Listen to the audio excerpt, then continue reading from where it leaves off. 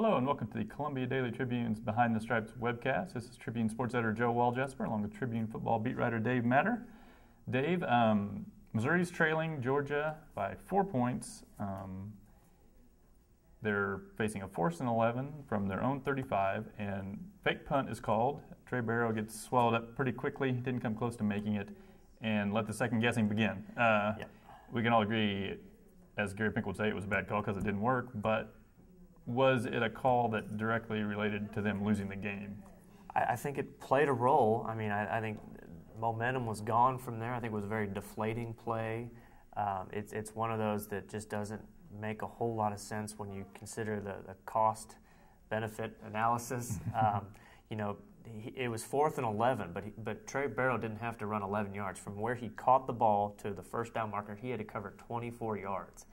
Missouri's longest run of the game at that point was 14 yards by James Franklin, who's a better runner than Trey Barrow, I think we can agree on. So you're asking your punter to cover a long distance, even if he has the element of surprise.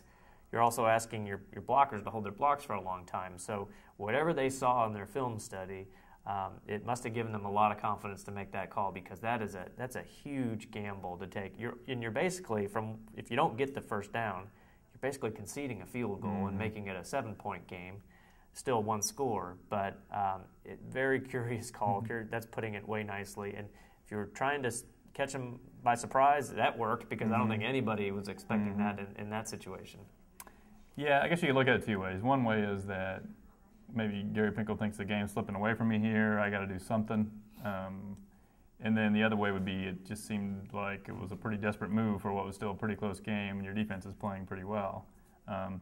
So I certainly was not a big fan of it. I think one interesting thing about he's kind of got an interesting history with fake punts and field goals. I was going back and looking throughout the years, and they tend to get called at interesting times, like maybe not what you would think are appropriate times, especially with fake field goals through the years. Lots of times when they had big leads, it almost makes me think they see something on film during the week and they're just itching to call it. Yeah. And whether the situation really calls for it or not, it's like burning a hole in their pocket and they got to call it. And that seemed like that was maybe the situation. Yeah, and he talks about this, and he talked about on Monday that they make these decisions on Thursdays in their staff meetings, and that way you remove all the emotion out of the moment.